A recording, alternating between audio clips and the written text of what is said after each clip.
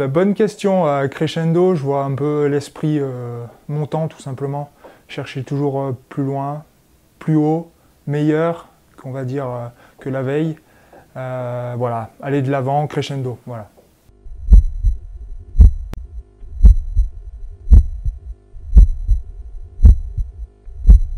Ma carrière sportive. Alors j'ai commencé l'aviron donc au Sport Nautique Tintournon dans la vallée du Rhône. Donc je ramais sur le Rhône entre Tain-l'Hermitage et Tournon. Et donc j'ai commencé l'aviron en 94. Donc là où j'ai fait un peu mes armes, on va dire junior jusqu'à senior, donc à l'aviron Tintournon. Premier élément déclencheur, on est champion de France junior.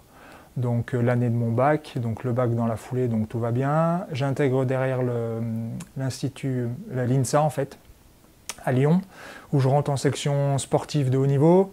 Là, ça me permet de, on va dire, commencer à construire mon projet professionnel.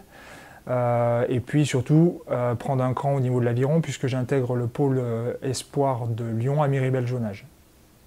Donc voilà, une première étape.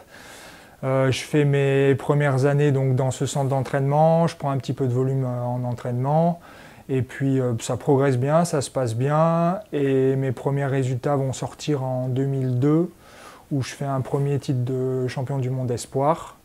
C'est, on va dire, la première marche, la première grosse marche de ma carrière sportive.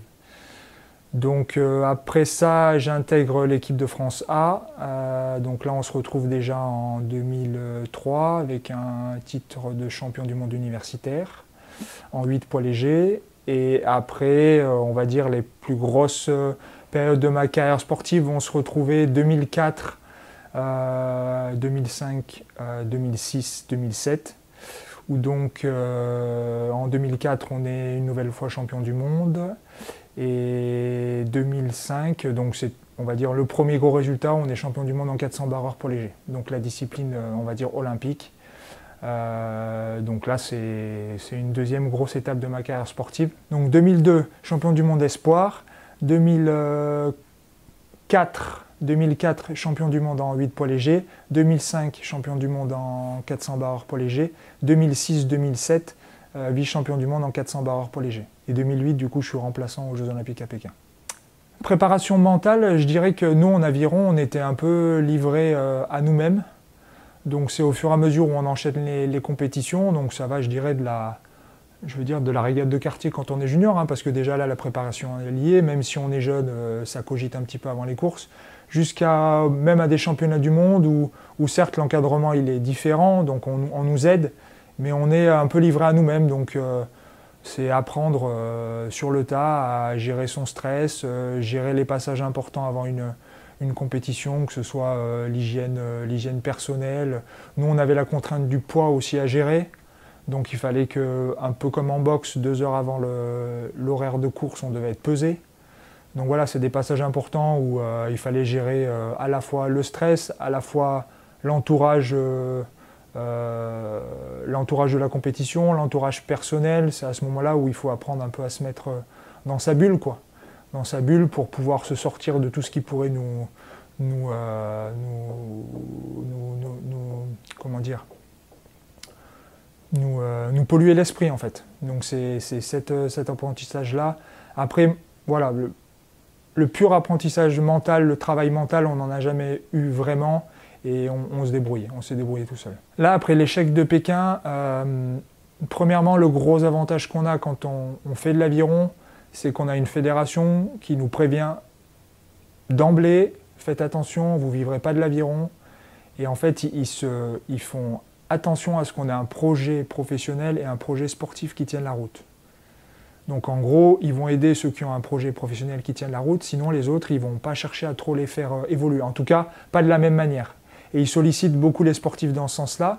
Donc du coup, moi, quand j'ai pris ma claque en 2008, eh ben, j'avais mon emploi, en fait, déjà, tout simplement. Malheureusement, quand le couperet est tombé, on m'a dit, t'es plus dans le 400 barres pour léger, tu sors, on en met un autre à ta place. Eh ben, c'est clair qu'on broie du noir pendant du mois et des mois, mais par contre, eh ben, on retourne au travail, tout simplement. À 8 heures, on retourne au chantier, on va bosser. Et ça, c'est une aide indispensable. Parce que le gars qui se retrouve un peu sur la paille, qui fait des études, qui n'a pas trop de projets, eh ben, il peut vite passer dans la tourmente où ça descend, hein. Parce que moi, j'estime aujourd'hui avoir mis quasiment, même avec l'équilibre que j'avais professionnel, j'ai mis quasiment 1 an pour m'en remettre. Je pense. Après, les cicatrices, elles resteront, ça restera à vie, hein, je pense, ancré dans mon cerveau. Mais voilà, ça forge le caractère. Aujourd'hui, je dirais que voilà, la cicatrice, elle est toujours là, elle s'est refermée, c'est sûr, mais ça restera une cicatrice à vie, je pense. Je ne dirais pas que c'est forcément une reconversion professionnelle, parce que grâce pareil à la Fédération d'Aviron, j'ai pu monter un contrat de travail, donc contrat d'insertion professionnelle sportive de haut niveau. Donc j'ai intégré FH Construction Rhône avec ce contrat-là qui me permettait de m'entraîner et de travailler en même temps en fait. C'était grosso modo un mi-temps annualisé où j'avais un emploi du temps qui était fait avec mon patron, avec mon responsable direct, et où il savait que de telle heure à telle heure j'allais m'entraîner, et les autres parties de la journée j'étais au chantier pour travailler. Donc ça c'était une première étape. Puis on va dire la fin de ma carrière sportive, et ben, tout simplement on passe plus de temps au travail en fait. On va un peu moins s'entraîner.